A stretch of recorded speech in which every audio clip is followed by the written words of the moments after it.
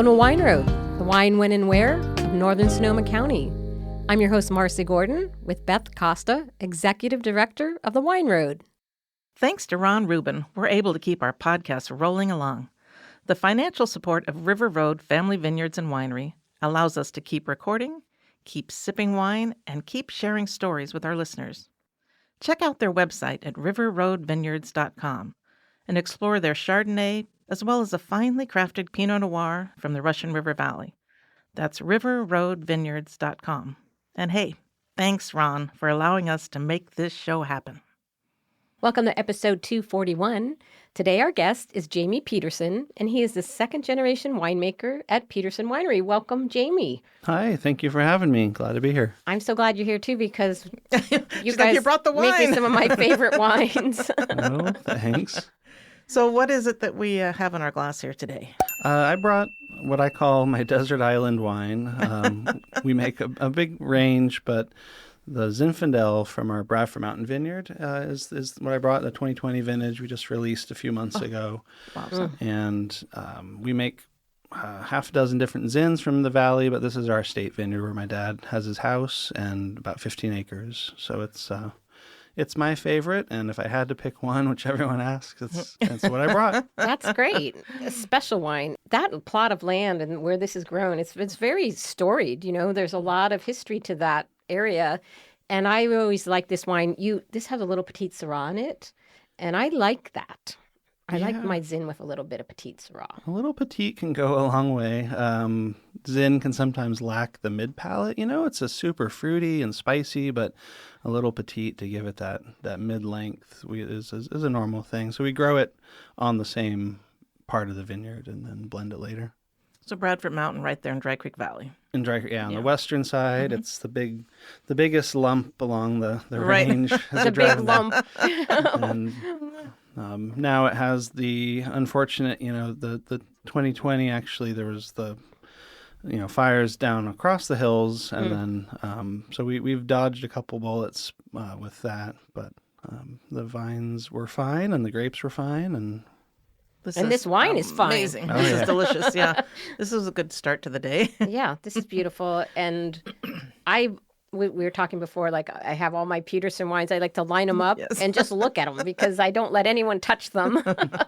But they are very distinctive labels. I love the labels because they're very integrated with our fauna and flora here in the area. So I think that's very cool. And we have a mountain lion, or what do you call it, a cougar? The cougar, the mountain lion. It's the mountain vineyard, we have them up there. I mean, they roam. We hear them calling. We've seen them a couple times. But our designer, a local guy named Chris Blum, he came up with these old wood carvings to give each of our wines a distinct personality. They're beautiful. Yeah, it's cute because this is where you want to see your mountain lion on the label. Yeah, no kidding. Not in your backyard. Not in the backyard. Face to face with your dog. Yeah, I know. It was funny, just Richard's reaction this morning, because we have so many different people that come in, when we record all the time. Hard to keep track of who's coming. And as soon as you sat down with that bottle of wine, he goes, Peterson's here. Yeah, you remember the label, and that's, with so many wines, that's what we go That's awesome when it stands out like that. So you're the winemaker now? Is that that's your title? One of them. That's... my history with the winery goes back to, as a kid, my dad, should I go into the history? Yeah. I got to start at the beginning. Because I started, when I started here, I really worked with your dad, with Fred. You know? Yeah, no, he got his degree at UC Davis for growing grapes in the late 70s, and we moved to Dry Creek Valley in the mid-80s. But he was going to be a grape grower and farmed for other folks, and then in the mid-80s had extra grapes to start making a little wine on the side. And it wasn't really a full-time thing, but he enjoyed it a lot. And then as it progressed in the 90s, he decided to buy out his partner in the winery and make it a full-time thing. And then I came on board. I worked a couple harvests in 98, 99, came on board full-time in 2002. And then we moved from our little red barn on Lytton Springs Road to Timbercrest Farms in Dry Creek Valley in 2006, and that's when I was given the title and slapped my name on the back label and a little more recognition for doing more formality. Yeah, I mean, we work together. He's still the wine grower. He's still the main vineyard guy at 75 years old. He's still out there every day, and we do the blending decisions together. But that's great. That's just a support. That's just more input is better when you're doing the blending, Yeah, and we have differing opinions sometimes, but he lets me have the final say on that, and then, I'm in charge of marketing these days and sweeping the tasting room. Vacuuming, sweeping, fixing things. The family-run winery means you run it all. Yeah, no, we have our office manager. I have an assistant who are both great and been there for a while, but it's small operation. It's interesting how he didn't really plan on just opening a winery. He really was growing grapes, and then, like you said, he had extra grapes, so let's make some wine. Yeah, it was an organic progression, but it was, he didn't start with a lot of money. He was a South San Francisco, guy, went to the Navy, so started from the ground up is the pun, it's and now, we're making about 5,000 cases a year. Zin is our main focus, but we grow Cabernet, we grow Rhone varieties, Sangiovese. So we have fun with it and mix it up. And all the wines that you're producing at this point, are they all from your own vineyards, or are you buying grapes from other people? Or we bought grapes from half a dozen growers in Dry Creek Valley and Russian River Valley. And we buy some grapes from Redwood Valley, a third-generation farmer up there, Alvin Tellini. But we're taking a look these last couple of years at kind of refocusing on the estate. I mean, it's we control it, we farm it. The costs are more known, and just so we're looking at just going to estate over the next couple of years. So when you were in high school, did you think, when I get out of school, I really want to work at the winery? That's what I was going to ask. Or you think, no, I want to get out of here? I mean, I didn't have a strong. I helped out for the passport event. Me and my older brother were parking lot helpers, and we take out the trash, and we drive around with Dad in the truck to the vineyards and stuff, and it was. Nice memories and cool, but it wasn't ever like talked about as a thing. Something you wanted to do. Yeah. And so I during high school kind of was the wayward son. I got into some trouble. I went to boarding school for a couple of years actually. And when I came back, I went to 1 year of college, which super unfocused, didn't know what I wanted to do. Right. So talking to my dad, he was like, why don't you travel? You just need to get out. And so he came up with a deal where if I worked a harvest, he'd buy my plane ticket to go to Australia and New Zealand. Oh my gosh. I'll come work a harvest. Yeah. I don't know. You'd be fine. I'm short. I'm really easy to pick the grapes. I don't have to bend over. It's the punch downs where you have to. Yeah, I don't know if you could really manage that. You got it though. But so I was like, I want to travel. That sounds great. And he set me up to work at wineries there, which still was like a secondary, not my focus. Right. I was like, I'll work so I can afford to travel. Give you some money to travel, yeah. But it was there that, talking to people across the world and hearing, their experiences and learning what goes into it that I actually was like, this is pretty darn cool. This is something that I'm lucky to be able to have the opportunity to take part in. So when I came back, I went to the JC for some of the classes in Sonoma State, and then 2002, my dad's assistant at the time got hired away for a winemaker position, and my dad said, come on board, sign up for a year, and we'll see how it goes. We'll see how it goes. 23 years ago, he hasn't, kicked me out yet. He's like, okay, it's not going great. You got to go. Yeah. No. So that's the nutshell of me. That's so cool because you get that different perspective being... it's not your family winery, but you're in Australia, you're in New Zealand. I think you're that's living so with important. the locals, and you're really learning something in a way that's a little bit of distance, but that kind of deepens your appreciation, I would think. Yeah, it's for me. It felt like, seeing what I had from a different point of view, and and then just the world I worked with, Romanian grape pickers and people from all over in the winery in New Zealand. And Oh, cool. so, I was 19. I couldn't even legally drink here. And Right. there I was able to go wine tasting and experience it. So, Well, I think, if you grow up in it, you just take it for granted. It's no big deal. And then you realize, gosh, people, covet those positions and you could have it handed to you. yeah.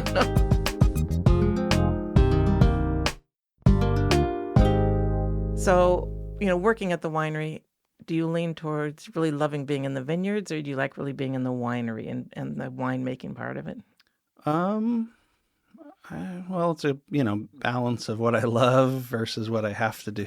So, the vineyard, being out there and tasting the grapes and, working the soil is probably what I enjoy the most. And then the winemaking and the chemistry and the biology, microbiology. And so those are I'm more production focused, but you have to learn to enjoy. My dad's going on a sales trip to Wisconsin, and he always grumbles about how it's so much work, but he still loves it, and getting out and visiting the people that buy and support the wines. I think something like that, the traveling and getting there is the grumbling part. But once you're there and you're in your groove and you're meeting with people who want to buy the wine, that's fun. Yeah. And so I do really enjoy that once I get over the travel and Right. they're like, all right, I'll just... Got to pack bags, get on a bus. Yeah, I just did that. That part's not fun. But when you're there, Yeah. it's a good time. Yeah, so I'm a winemaker. I'm the senses side of things, the tasting, smelling, the physical work of it is what I enjoy the most. But you got to have an appreciation for all of it. Are you in the tasting room very often? I haven't been the last year or two. I need to be more. I will be now that harvest is over. But it's one of those tricky things to balance. So our office manager, Jan, is the main tasting room person. My dad's in there a couple days a week. So the likelihood of seeing one of us in the tasting room is pretty good. I think that's good for you also as the winemaker, just to get the perspective. What are people saying when they're tasting the wine? What are they loving? You have a vast portfolio. At last I looked. How many wines are you making? 20. Oh my gosh, that's vast. Yeah, it doesn't make a lot of sense from a business standpoint. Just, I have to design all the labels and print them all and keep them separate. But then it's like, collect them all. Yeah. No, and there's some people, people know us for Zin. Some people know us for Cab. It's I love the Sangiovese too. I know. And we wouldn't make them all if we didn't like them. I'm proud of them all. Some years one might be better than the other, but we have such an array of soils in the area and, grape growers. And so it's hard to resist sometimes. It's hard, yeah. And maybe not the best business decision, but we're not trying to make $1 million, We're just doing what we enjoy. So. But you have something for everyone's palate. Yeah. Anyone who walks in the door is going to find something they love. Yeah, no, we make a white blend, the Vermentino, Vernaccia, Verdello. We do it in a dry rosé. We made a port last year that I'm going to label in the next month or so. But this Zin is delicious. Yeah. This is making my morning better. My morning was off to a rough start. Who knew that Zin would be the answer? Zin's the talk. Yeah, Wine is the answer. Peppery, blackberry, raspberry jam thing. It's really expanding in the glass too. It's opening and. Yeah, this is a wine that the 2020. Some people might be like, that's getting older for a Zin, but we just released it a few months ago. It's only going to get better. I've had 20-year-old examples of this vineyard that are I find fresh. all your wines very ageable. Yeah, I think they are very And I ageable, always hold them. And you release them. You hold them yourself before you release. And then I hold them. And I've never been disappointed. They're always they just get better and better. Yeah, we barrel age the reds for usually close to 2 years before we bottle. We don't filter or refine, all those technical things that we don't do or do to the wine to make a wine that's, drinkable when we release it, but also holds up. Yeah. That's why you have to buy a case. Yeah. So you can taste now and that's through the thing, years. a bottle a year. Yeah. Or a month. But some of them, this wine I seal with a cork, but some of them have gone to screw cap. because they just hold for longer. I mean, they don't develop quite as much complexity with the screw cap, but you can lay them down for longer. Yeah. I mean, I did trials in 2010 of, screw cap versus cork, and I opened some last year, and the cork finish had it was still tasty, but it, lost all the fruit. It was super earthy. Slightly diminished. Yeah, and the screw cap wine was fresh and fruity. And wow. So. And that was a 10-year you did it? It was 2010, so Yeah. it was 14, wow. a dozen years in bottle, but. Interesting. So don't be afraid of the screw cap. I know. Yeah, that's interesting, because I really would have not thought that. Yeah, no. Depends on how you store them, though. Well, too. yeah. I mean, Nothing lasts that long at my house, No, so it wouldn't really matter. Sort of a moot point.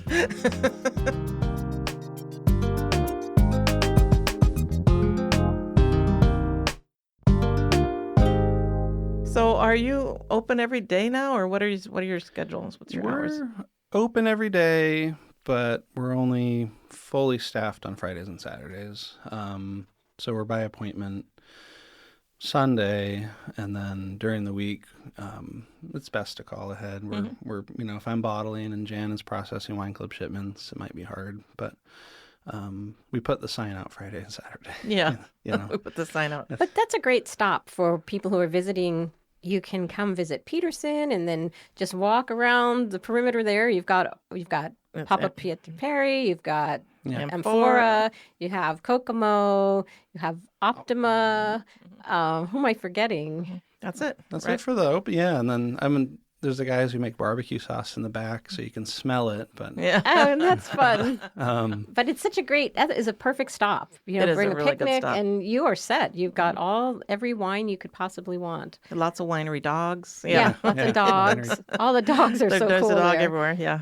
Yeah, it's a good spot. We're happy we moved there, and it's good neighbors, good tasting room. It has a good energy. A lot of conviviality too among everybody. So it feels good. So, do you have any events on deck that be happening at the tasting room?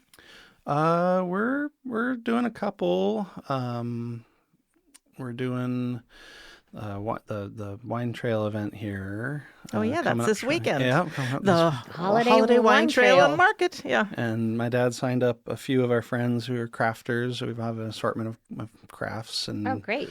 opening the wine club wines. Because our wine club shipments are just going out, and so people will be picking those up, hopefully. So that's cool. That is just this Saturday. Mm-hmm. So if you're in the area, that is going to be a super fun event, because all the wineries participating will have, vendors there, hopefully, to, So sip do a little shopping. wine, buy some Christmas Goodies. scraps. One for you, one for me. Right. Holiday deals on some wines, too. Yeah. that I've seen. Yeah, I There's love some- that. That's such perfect timing. And then, we'll be laying little low for the holidays, and then winter Wineland in January. It's always a nice, break from the winter doldrums and have some wine and see some people. So Don't you guys usually close for a couple weeks at Christmas? we used Seems like you to. have. Yeah, I think this year we're gonna close down for a week and be with family and once we get all the packages shipped off for holiday sales. That's a good thing. Yeah. It's a big time of year for wineries. Yeah.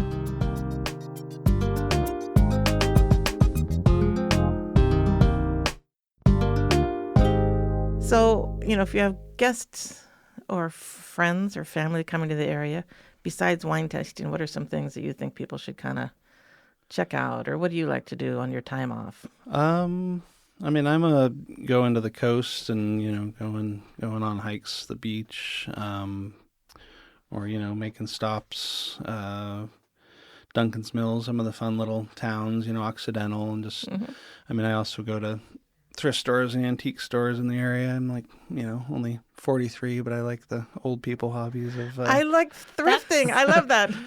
We have so many antique stores. There too. is, yeah, and pretty good thrift stores and record stores, and it's a fun part of I've got a 9-year-old and a 6-year-old, so when I'm not doing kid-focused activities, it's quiet. Some you time. Yeah. Yeah. And, and then restaurants. There's a million good restaurants. I try and go to, a couple a month of nicer ones and support them.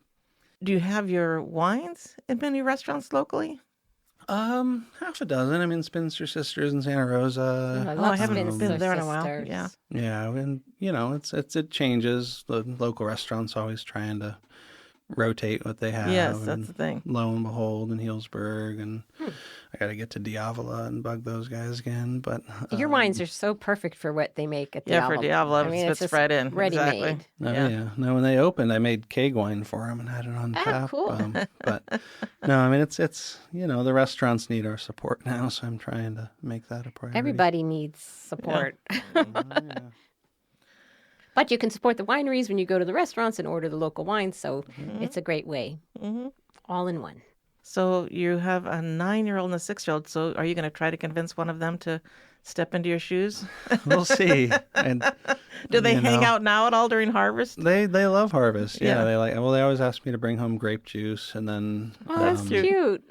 drag them back after school sometimes for evening punch downs. Yeah. And they'll build forts out of wine boxes, and so they like it, but I'm not gonna pressure. Well, they've actually helped tissue wrap bottles, and don't call the child labor folks on me.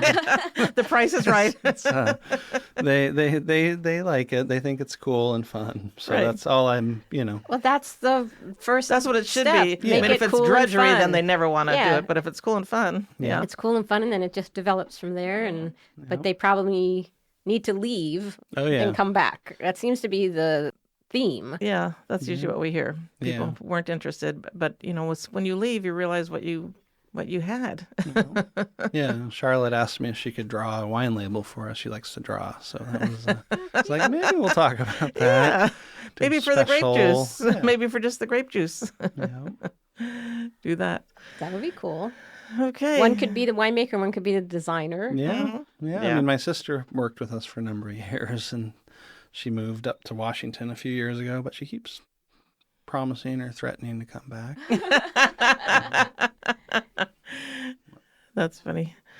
Okay, so anything else we need to tell people about Peterson? Why they should stop by? What's new? What's happening? Well, we've, been there for a long time. Been here doing our honest winemaking. We make serious red wines, but don't take ourselves too seriously, and something for everybody. And, you can come find something price point wise. We're usually one of the lower ones as well. And so Yeah, you do have excellent price points. that's, the advantage of getting our real estate before the cost. Well, that's around the thing. here. Yeah, If there you you own some go. property, it makes a difference. Yeah. Yeah, but thanks for having me. And Yeah, well, cheers, Well, because Jamie. Thank you for we bringing try this to pick wine. who could we bring that we'd want the wine in the morning. it's a good breakfast wine. Yeah, Let's go down the list. Oh yeah, I would like that. Thank you. Yeah, I love your wines, and I love always all my years of working with your dad. Yeah, he's been between being on different wine boards and the fire department. I mean, he's been doing a lot of good things for a long time, and Yeah, he's been on the volunteer fireman for so many years. yeah. I don't know if he's still involved in that at this point, but Yeah, he's not making calls, and he's helping Right. with organizing and Right. fundraising, and we've made the fire support wines, and yeah, he's still at it. that's awesome. Fun to know, and it's fun to see the next generation take over. I mean, probably 20 years ago, I did a press trip with a bunch of journalists in the area, and we just went to wineries to visit with second generation. And at the time, you had just kind of stepped into that role, and it was just so fun. Each winery we went to, the dads were there, in the background, kind of really, you could tell wanting to jump in. Yeah, no, when And I we thought it's hard to hand over the reins and let somebody answer all the questions. when we have that still when we're on calls with distributors, and Yeah. beforehand he's like, all right, you do the talking and tell the story, and And then I'll interrupt. yeah, and it's like it's a exercise in patience working with family. I mean, we're very similar in a lot of ways, which is great, but also a challenge in a lot of ways. So. Yeah, that is a delicate balance. It is for sure.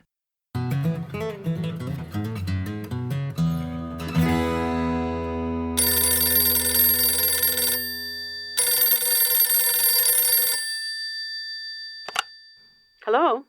Oh, Katerina, it's Beth at the Wine Road. I'm calling you from the podcast. We have a question for a winemaker today. Are you ready? Sure. She's game. I knew she'd answer. That's awesome. Okay, so here's my question. How do you know when it's time to pick grapes during harvest? Is there a certain test that you do on the fruit? And if so, what are you testing and what are you looking for? Great question. And unfortunately, there's not like just one straight answer, but there's a process. So what we're looking for is there's a couple of things that you can measure. The sugar level, the acidity of the grapes. So that's something you can measure by testing the grapes. Okay. Then I'm also looking for color, obviously. If it's supposed to be, a red grape, they must be red. They must have turned and, have red color. But we also look at the skin, and even more importantly, we open up the grape and look at the seeds. Yeah. So they're not green, so that they're brown. Mm-hmm. That's one telltale. And what we do physically when we do this is we go out and sample. And the sampling, I go out early in the morning and I pick a sample of 100 or 200 grapes, a little bit depending on the purpose. Sometimes it's a smaller sample, sometimes it's a bigger. And it's really important that I pick from the entire vineyard, not just in one place, because they can have different maturity levels. Right, the level of ripeness across the... Yeah, exactly. And that you pick from, outside of the row, inside, because, you think about clusters, there are some grapes that don't see the sun much and some that see it more. And then I also pick some whole clusters as a comparison to see what a whole cluster does compared to my 100 individually picked grapes. Right. And that sample, that juice, we then check, like I said, sugar level, acidity, pH is the measurement that you typically measure, which is connected to the acidity. And in the summer, you can do this maybe when you realize that, they've now started picking up their sugar level. Once a week is enough. And then when we get closer to harvest, then we do it a little more often. So initially, you do it once a week just to see how the sugar level, and we're looking for maybe a Brix of, depending on what kind of grape, around, 22, 23 for white grapes. I pick even my reds at, maybe 24. I don't want it to be too high Brix for our more, French winemaking style. But anyway, so, and you get closer, then you may do it, sometimes a little more frequently to decide exactly when are they ready. Because things can suddenly, it stops and it starts to drag out. So depending on the weather. That's the thing, when you have the heat spike where it's 100 degrees for 4 days in a row. It can be very variable. Yeah, so and interestingly with heat spikes is that you would think, oh my God, now the sugar level really shot up. Well, vines are smart. They're kind of like us. So when the temperature goes over about 90, they shut down. They don't produce sugar. They shut down to preserve their energy. Protect themselves. Yeah. So grapes are like us. They like temperatures between like 55 and 90. They like it like right in the middle there. That's perfect. Okay, well, that's what I wanted to know. And that was inquiring minds. You answered the question. Yeah, well, thanks for calling me. Yeah, thanks for answering. Bye-bye. Bye.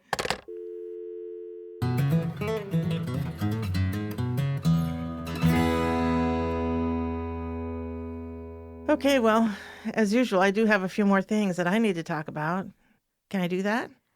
I don't know, Jamie. Should we let her? Can I just jump right in? Yeah. All right.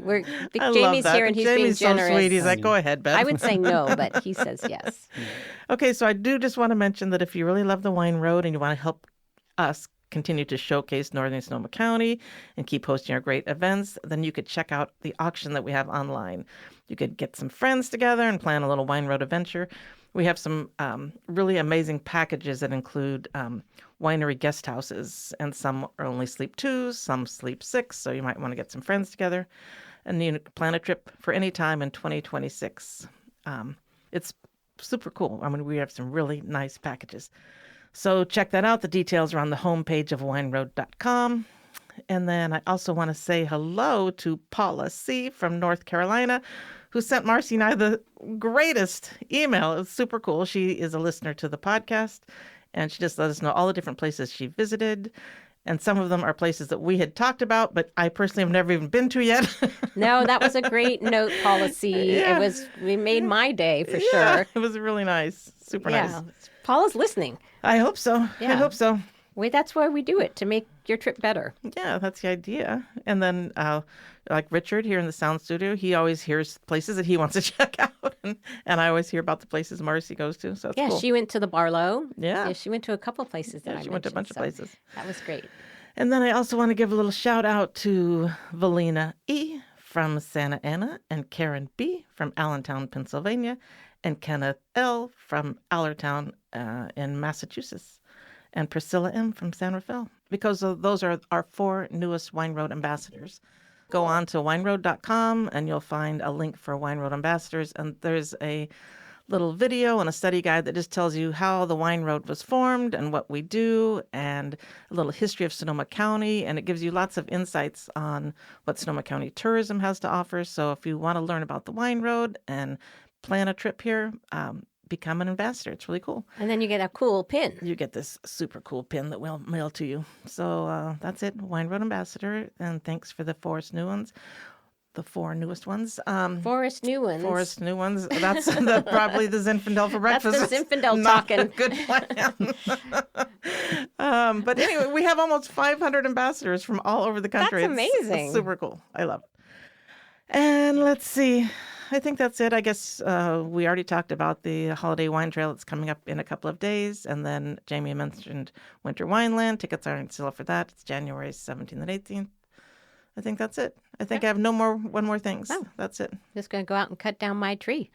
Oh, yeah, for I know. Christmas. It's getting ready. December 4th. I need to get it together. Okay. But, that probably won't happen. That whole Wait getting it till the together week thing. before, It's yeah. just a plan. Well, it's got to start with a It's a plan that I'm going to get it together. Thank you so much, Jamie. Oh, and one thing we wanted to mention. So best way for people to reach Peterson Winery, website, phone number, what's the best way? Yeah, we have a semi-decent website I need to update, but... That's another part of your job. part of the job. Sweeping the taste room, making the wine, do the website. And, we're on social media, Instagram, Facebook. Excellent. And, yeah, but the website or email tastings@petersonwinery.com, and that goes to me, Jan, and my dad, actually, so you can Somebody will get back. get in touch with us. And All right. And is the website Peterson Wine or Peterson Winery. PetersonWinery.com. Okay. Well, we'll put that in the show notes so people can listen and contact and come visit and taste all these wonderful wines. You will not be disappointed. Make a point to visit Peterson. There you go. So Thank you. thank you for Jamie. being here, Super fun. Jamie. Cheers. Thanks.